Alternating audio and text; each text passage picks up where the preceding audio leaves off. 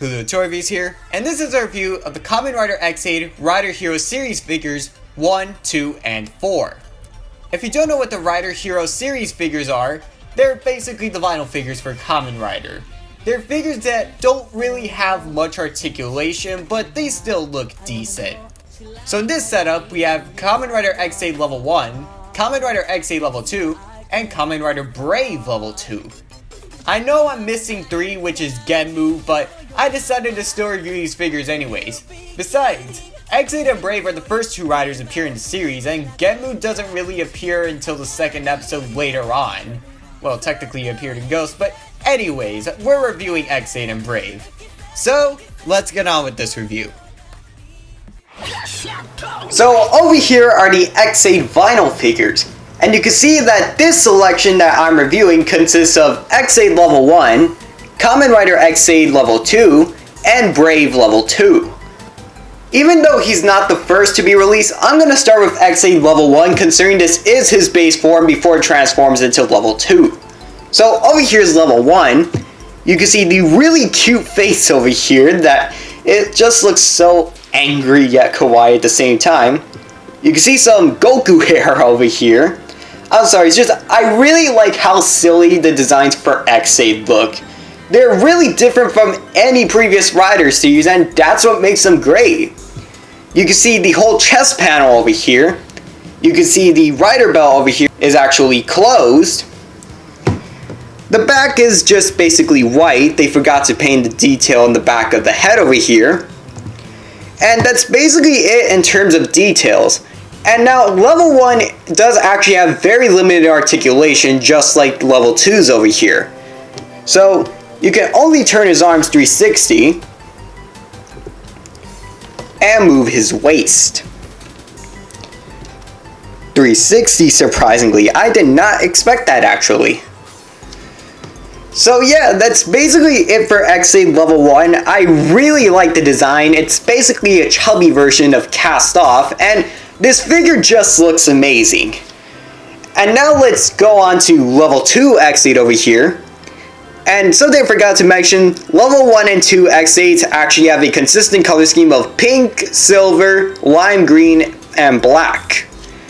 But it's much more apparent on Level 2 over here. Let me see if my camera can actually zoom farther. No, I can't because the figure is too tall. So you can see Level 2 over here. He looks like a standard Kamen Rider now. He still has the chest. He has the gamer driver open. You can turn his waist 360. And his arms 360. But you can't turn his head. And that's all in terms of articulation. In details, it's basically the same as Level 1. That there's a lot of detail in the front, however there's no detail in the back at all. But X8 Level 2 is still a really nice figure over here. And something that I'm going to eventually get to, these figures are actually a very nice alternative to the Level Up figures in case you can't get them. Which are basically this year's gimmick figures. So over here we have Brave, and you can see the knightish look to him, which he looks like Meta Knight. I wonder if they actually inspired this off of Smash Bros. Characters, because when you think of it, X8 is basically supposed to be Mario, and Brave looks to be Meta Knight, even though he is more of an RPG gamer. You can see that he shares a bunch of details of X8, including the legs and stuff. You can see the chest over here. However, it's more black than blue rather than X8's having a full color with some lines. You can see his face over here. And I honestly wish they would have released Level 1 Brave because I honestly really like that form. On the back, you can see the Level 1 head, and there's no detail in here. Because what happens is that when the riders transform into Level 2, the heads that they have over here for Level 1 are actually the back. I don't know how that works in the show, but just deal with it. And that's basically it for the X8 vinyls. So, what do I think of them? Here are my final thoughts. So overall, the X8 vinyls are pretty nice, and I would recommend them if you're a fan of Kamen Rider X8. Even though the vinyls don't have much articulation, they actually do look very nice in detail, and they're almost as detailed as the gimmick figures themselves. And I would say the vinyls are a decent replacement for the gimmick figures, because of the fact that if you looked at the price of the gimmick figures, $40 for each one. But these guys are only 10 each, and they're pretty okay.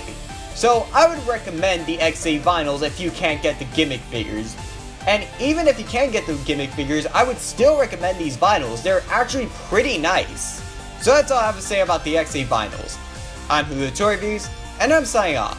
Thanks for watching, everyone.